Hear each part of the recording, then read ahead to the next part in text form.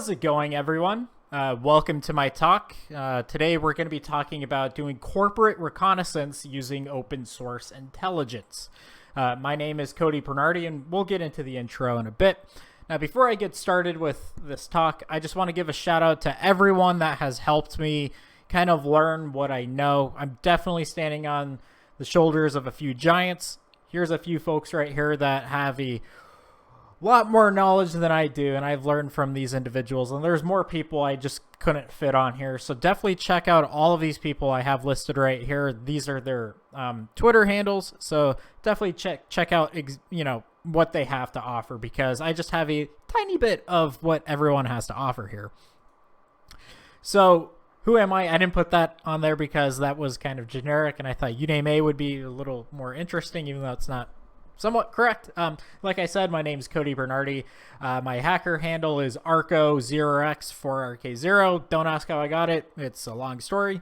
I specialize in OSINT and vulnerability management, and I can kind of combine those two skills together, and you could kind of call it cyber threat intelligence.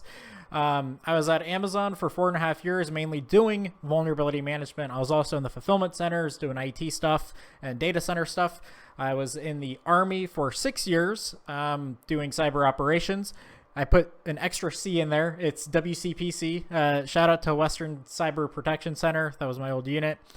Currently have my own business called Blackburn Security, focusing in federal contracting. I also make YouTube videos around OSINT and I guess whatever goes. It's kind of all over the place, but I do have a YouTube channel, so check it out. It's 0x03.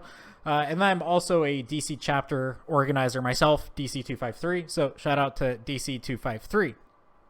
So what is OSINT? Well, OSINT stands for open source intelligence. It's basically information that's freely available. So whether that's public records, Google, websites, etc., basically it's information that anyone is able to find. It just takes a little bit of work to find it. This includes things like images, text, social media profiles, public records, videos, etc. Anything you can kind of Google or work your way into is OSINT.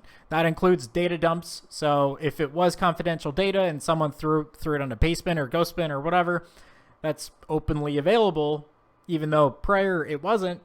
So it is open source, and that, I guess, means what isn't OSINT. So this is kind of my own personal opinion. That is interacting with the target, and that can mean a few things. So whether that's like going to the person you're investigating saying, hey, give me your credit card number, that's not OSINT. Or going to a website could be OSINT, could not be OSINT. My definition of OSINT is that the person or organization that you're targeting will have zero clue you're gathering intelligence on them. That's including going to their website, which I'll get into how to get around that later on. Anything that is a paid service, so if you have to pay to access certain tools, I don't believe that is OSINT, because you have to pay for that, even if they are gathering like openly available things. So like services like LexisNexis, I wouldn't consider OSINT. Special access forms, so any forms that require you to be vetted by individuals just to get access to. This is not websites you have to sign up for, like Shodan or Wiggle. And then anything that's not publicly available. I don't consider any of these things OSINT. Some other people might. I think it's up for discussion. So who's this talk for? Well, anyone with a curious mind. If you like to find stuff that you wouldn't normally find, here you go. Bug bounty hunters, if you like doing bug bounties, I found a lot of useful, situations where OSINT was definitely needed. It's kind of a big part of bug bounty, and that's doing Recon. Red teams, so if you're on an engagement and you want to gather some very basic reconnaissance on a business. PIs, if you're a private investigator, and beginners. That's kind of broad, but if you're just brand new to intelligence gathering, or if you're brand new to cybersecurity, you might walk away with some new skills here, I hope. So topics we're going to be talking about: IP space enumeration, subdomain enumeration, Shodan, How you can have a talk on OSINT without Shodan? Google Dorking, GitHub code searching, LinkedIn, and wireless. That last one's kind of a curveball if you're into OSINT. So let's start off with IP space enumeration. So we are going to find the IP addresses to an organization. This is very easy to do, and you'll be kind of shocked how easy it is. So what I like to do, and what's kind of like my go-to for anything IP related and enumeration, is finding the autonomous system numbers for a business. Now, let's say like I'm University of Washington. Well, I actually have an example right here. I am University of Washington. I am ASN 73, and I own these IP addresses, and that's publicly available online. The service I like to go to is Hurricane Electric, their BGP website, so bgp.he.net. And basically in the search bar, I put in quotes, University of Washington, and voila, I got their autonomous system numbers right there, all 4 of them, and then their IP ranges as well. So that was easy. I didn't have to do any Nmap. I didn't have to do any mask. I didn't have to do any of that. I just typed in University of Washington, got their autonomous system numbers, and I'm good to go. I got their IPs just like that. Now, I will say most organizations, if they're smaller, probably won't have autonomous system numbers, but it's worth checking. And then continuing on with that, you can go into Shodan, which we'll cover later on more in depth about Shodan. But Shodan has their own search, I guess, filter, ASN, and then you put in the autonomous system number in there, and you get results from that autonomous system. You see the IP addresses, maybe some host names, some services. We'll get into that later. Subdomain enumeration. So this one is kind of the same concept as IP space enumeration, but with, well, subdomains. So my go-to for a very easy, high-level subdomain enumeration is DNSDumpster.com. You throw in a domain name, and it spits out all of the DNS records. That includes A records, TXT records, MX. I'm not going to get into what any of that means, but you could get mail servers, their subdomains, their name resolvers, all that stuff. So you can see right here we have like uw.edu. We have some subdomains, so chd2.uw.edu. We have the IP address, and we have the full FQDN, fully qualified domain name right there. So giant list, and you can also export that to like a CSV. So my use case for this is if I'm going to move away from OSINT and actually doing an attack, I'll export all of these IP addresses and throw it into something like MassScan and scan all of those IPs and see what's open. You can do all sorts of stuff with that. So, and you can also see that it includes IP addresses in there as well. So if something didn't show up on Shodan, or if nothing showed up, doing the host command on Linux, well, you get some IP addresses right there. Another tool is crt.sh. This is included in Nahamsek's Lazy Recon repo, but this is basically pulling subdomains that are using the certificate of like the main domain. So like uw.edu will have like their TLS cert. We'll also include the subdomains as well if they share that same certificate. So you can see right here we have things in here like citrix.nursing.uw.edu. If you know what Citrix is, that's kind of an interesting target if you're doing bug bounties, if UW had a bug bounty program, but I digress. So it pulls, like I said, pulls DNS names from TLS certificates, and it's included in Nahamsek's Lazy Recon repo, which we will cover in a bit. Another way is to just do some very basic Google searching, which we'll cover Google Dorking in a bit. But you use the site parameter or site filter. So we've done site : uw.edu, and then we did minus site uw.edu, or minus site www.uw.edu, because we want to filter out the results containing uw.edu. And you can see we got results right here: span, port.uw.edu, ISO, uw.edu, etc., etc. And we have 446,000 results. And you also get cache content, which we will cover in a bit. And I'm going to pause and go get some water. Apologies. Okay.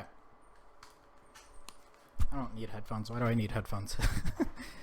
And then, like I mentioned earlier, Lazy Recon, this is on GitHub. This is a little bit more time intensive to run. But Lazy Recon basically aggregates a bunch of reconnaissance tools. I can't vet 100% this is entirely OSINT. I haven't checked everything to make sure that there's like no touching of endpoints of the corporation or anything like that. But basically it aggregates a bunch of tools together and it runs in the background. So you could just do / recon or lazyrecon.sh and then the domain name, and then you could just kind of close out that terminal or make it run on like a screen, and it runs in the background, and then it gathers all the info for you and you can review it later. So that is Lazy Recon by Nahamsek, who is a bug bounty hunter, a pretty badass one. He streams as well, so definitely check out his Twitch streams when he goes live. And Nahamsek is his handle on Twitter. So Shodan, this is like my favorite website of all time. Let's get straight into it. So what is Shodan? It's shodan.io. That is the domain name. It's an internet scanner, and it scans all the time on your behalf. And when I say on your behalf, meaning it scans and indexes it. You don't have to do anything. You don't kick off any scans. Shodan's just scanning all the time. So it's an internet scanner. Basically, think of it as Nmap, but on the entire internet, excluding a few IP ranges. So it's an internet scanner. It's scanning for open ports, services, autonomous system numbers, etc. It's a giant Nmap scan. I don't know a better way to put it. It's just a giant Nmap scan. And it can also take screenshots, which we'll cover in a bit. But it can take screenshots of web pages and RDP and all that. So if you're doing recon on an organization and they have port 3389 open, Shodan will take those screenshots on your behalf, and you could see, oh, these are the users that logged in. Oh, they've disabled authentication, or whatever. And it's completely passive, meaning that the website or the corporation you're doing OSINT on, they see Shodan scanning them, but they don't see you scanning them. You can browse Shodan, click on like the images. You're not ever connecting with the website itself, and it's archived somewhat. It scans and it stores the scan until the next time it scans, that IP again, which I don't know how frequent Shodan does that. But it basically, it does its scan, and then it saves that scan for however long it saves it for. So it's a great way to view data that is a little bit older, but you don't have to manually do the scan yourself. So it's pretty nice. So on Shodan, there's all sorts of search filters you can use. It's kind of crazy, and I'm actually building a GitHub repo as I was in the middle of making these slide decks for Shodan and Google Dorking, all the different search filters you can use on Shodan and Google, because there's a ton. I can't cover, it could be its own slide or its own talk of all the things you could do on Shodan. So we're just doing a very basic search right here. So we're doing org : and then in quotes, University of Washington. So now it's searching for everything associated with the organization named University of Washington. And you can see Shodan has 11,000 results.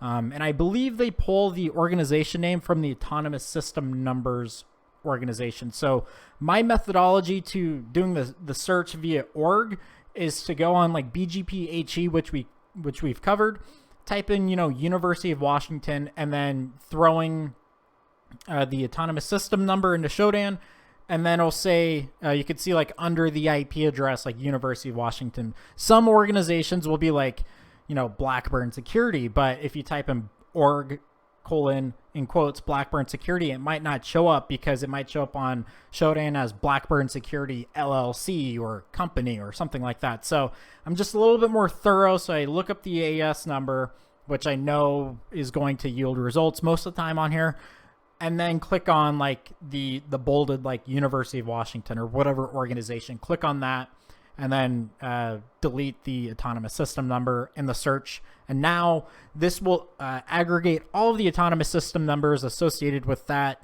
organization and just make one, result like this. So if I looked up like all 4 of those AS numbers for University of Washington, I'd get like 900 and maybe 1,000, but it aggregates it all together.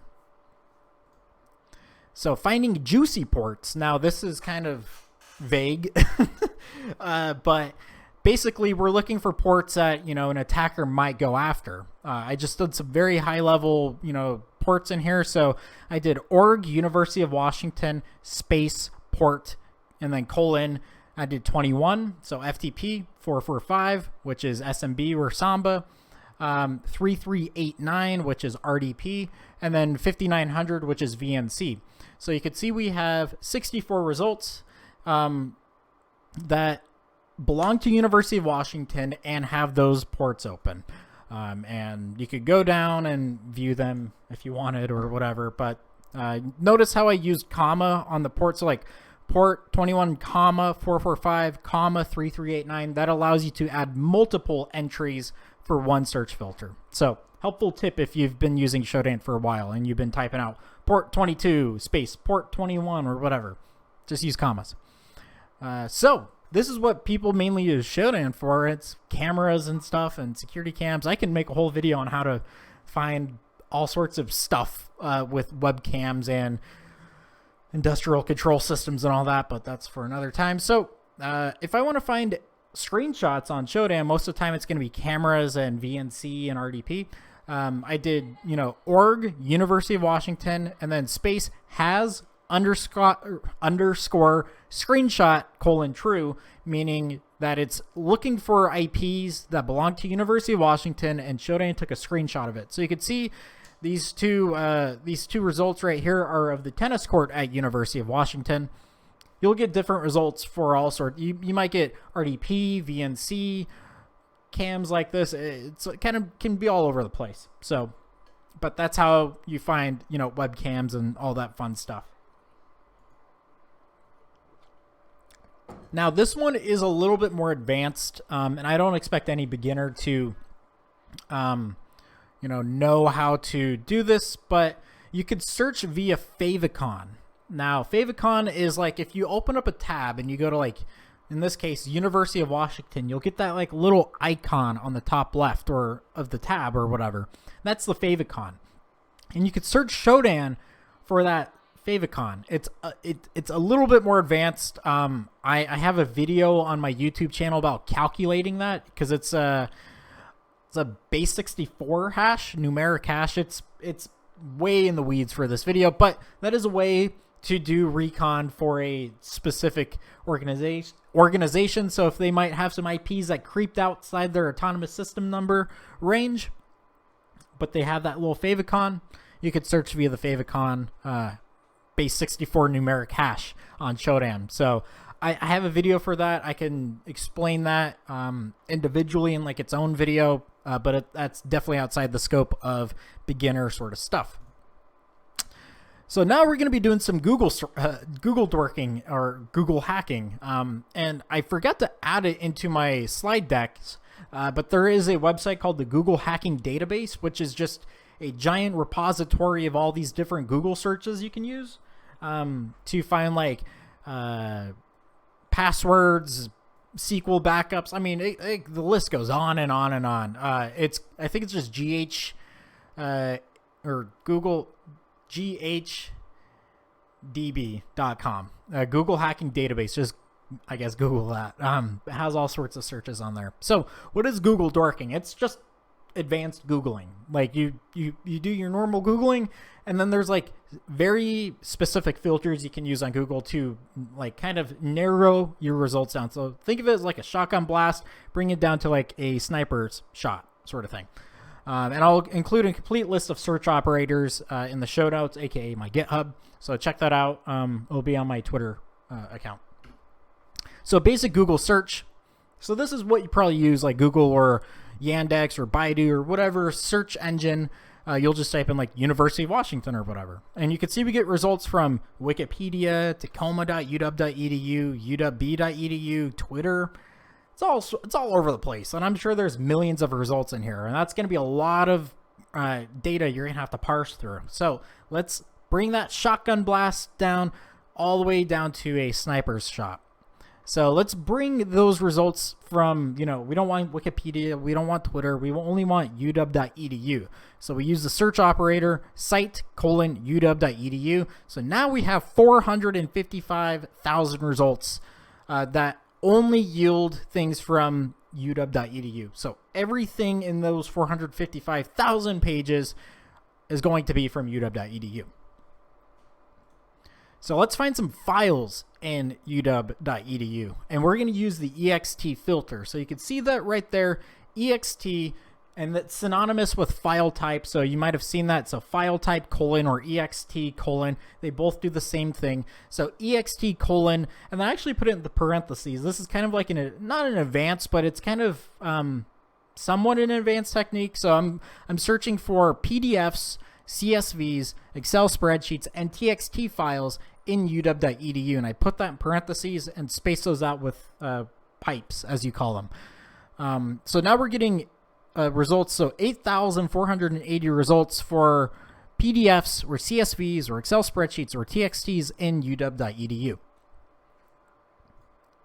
So now let's find specific texts in uw.edu. So you use a search filter in text, and then I put it in quotes. So cybersecurity, and I'm looking for PDFs.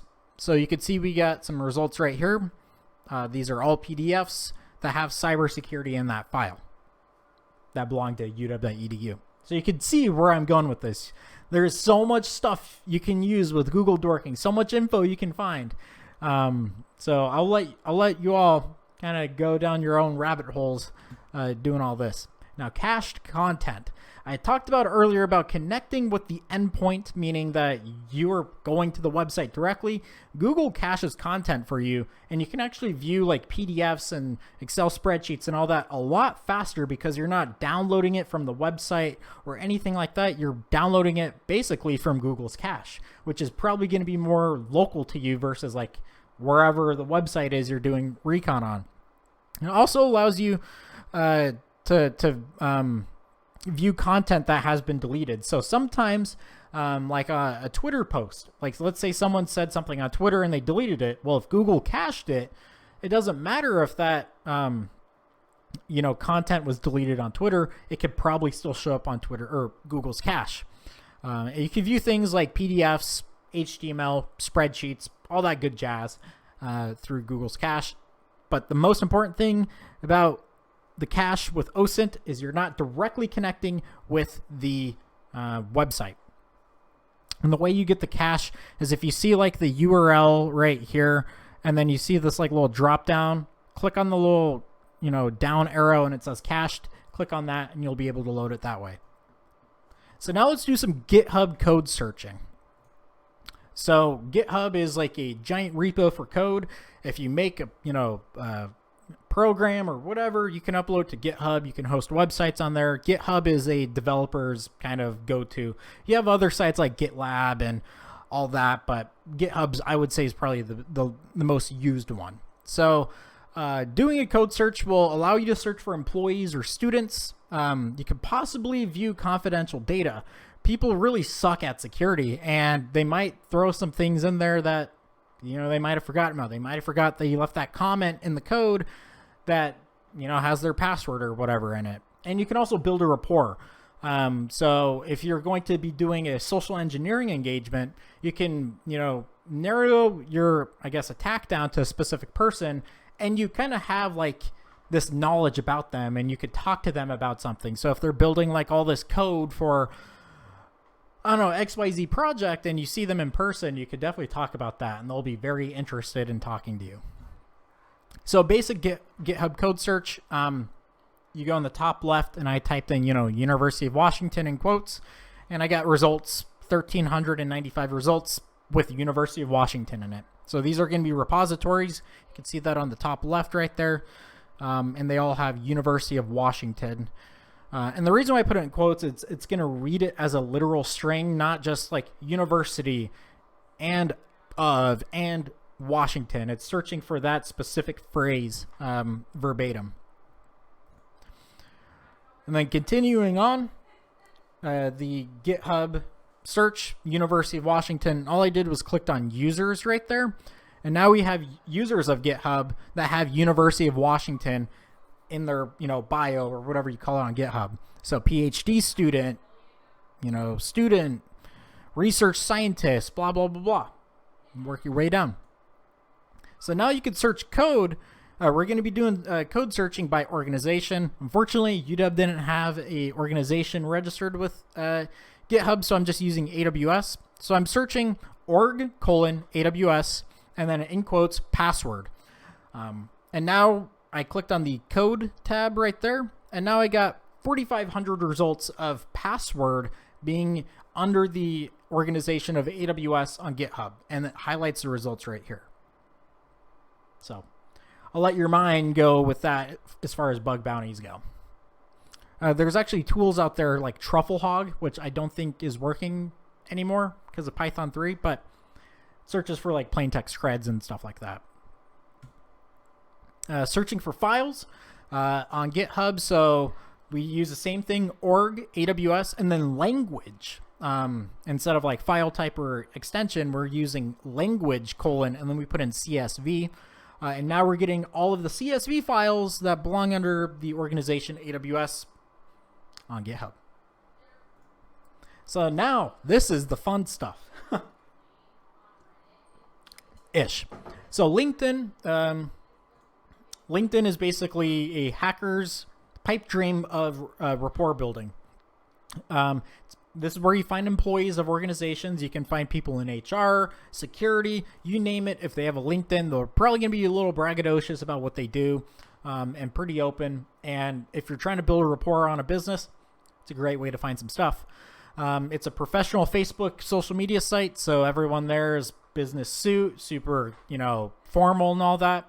It's a great way to enumerate the tech stack, projects that have been done there, management chain, and I'm not including examples of this, but some of the big tech companies, people like to share their badges as a celebration of tenure at a particular organization. I don't know why that's a thing, but if you're going to be doing a social engineering engagement, well, you know how the badges look because they like to take a little picture of it and post it on LinkedIn. So searching for employees. So on LinkedIn, you'll need an account for this.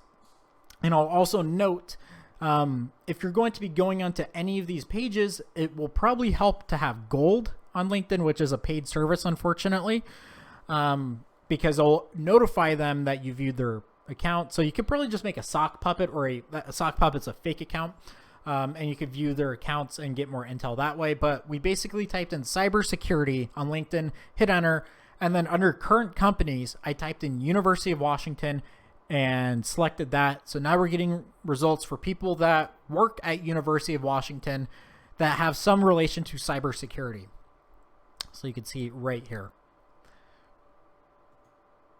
So LinkedIn, it's kind of niche, but that's kind of the way I do it. And I left out going onto the profiles because that will notify whoever you're doing intel on that you viewed them. But if you do have LinkedIn Gold, you can go ahead and do that. Just make sure you select do not notify. And then the last one here is finding corporate SSIDs. Now this one's pretty interesting and kind of fun. So let's get into it a little bit more. So what is SSID? I totally forgot what it stands for. I've said it my entire life and don't know what it stands for, but it's the Wi-Fi names. It's your Wi-Fi name. So it's your Wi-Fi's and internet. So if you have a wireless router at your home, you probably have an SSID. Allows you to scope out open and free networks. So if you're doing Recon on a particular area, you can click on freenet. We'll get into that in a little bit. And view unprotected networks, and that might be a pivot point for you to get onto the network, pull some stuff down. That's not OSINT doing that attack, but gathering that Recon is. And you can also be used for non-OSINT intelligence gathering. I actually made a video, and I've since deleted it, about going on a Shodan, finding a printer that was open to the internet, going onto that printer, turning on the wireless card to enumerate all of the SSIDs around that printer, and I'll show you what I've done from there. It's geolocating an IP address with the printer. That's what the name was. And I'll talk about that a little bit more. So the go-to site to gather intel on wireless networks is wiggle.net, W-I-G-L-E.net, and it maps Wi-Fi. So this data is collected from people war driving. So war driving is you basically, I do this. It's such a niche hobby for people to do. They basically, you have, something like this. This is actually my Raspberry Pi war driving rig. And I basically have an antenna that I plug on here and a GPS module, and I go and scan for Wi-Fi networks and upload it to Wiggle. So it's collected from people war driving, and it has archived networks that go all the way back to 2001. So we'll get into specifics of Wiggle in a bit. So this is kind of what Wiggle looks like. So I typed in University of Washington on Wiggle, and each of these little dots symbolizes a network. Now I do have the search going all the way back to 2001, so you could drag this little thing right here and bring it to more newer date, I guess. But each of these little purple dots signifies a Wi-Fi or an SSID or a Wi-Fi network. And then zooming in on the map itself will actually show the wireless names themselves. So you can see we have NWG real estate 5 gigahertz and whatever file scan Wi-Fi AP University of Washington blah blah blah blah. And I'll put the dot in kind of the location where the war driver or whatever person found it.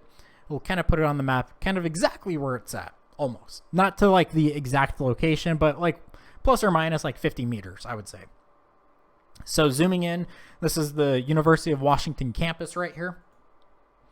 Now the Wiggle Advanced Search is a pretty powerful tool. So I did that very basic reconnaissance. I found, all of the SSIDs, and I want to find all the SSIDs that are of interest to me, because you could see, they go back, we could see okay, well, Motorola A28 whatever right there, that's not of interest to me.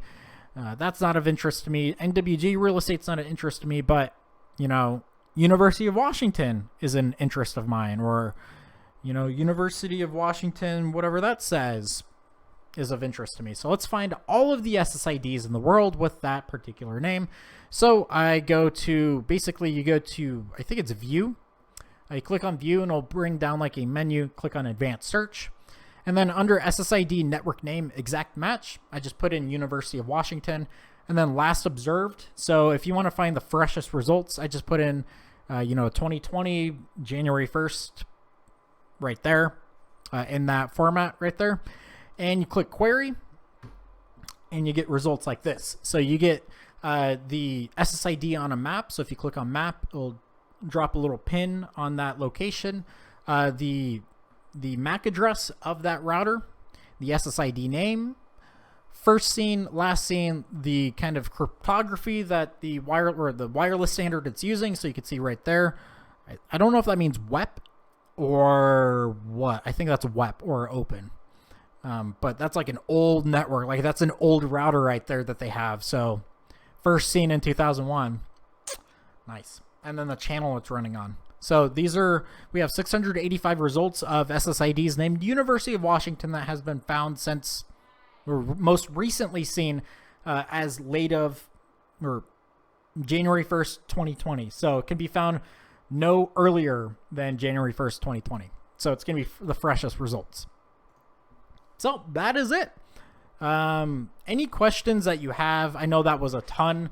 Hopefully you'll be able to view this in a DVR format and stop and kind of rewatch it. But any questions any of you have, feel free to send me a message on Twitter, or at me on Twitter. It's just 0x4k0. I have a Discord server as well. I have, I think, 60-ish people on my Discord server that are all subscribed to me on YouTube, which, smash that subscribe button on my YouTube channel. And all of this will be linked in my bio. So anyways, thank you for hosting me. I hope you all enjoyed my talk. Yeah, that's it. So y'all take care. Goodbye.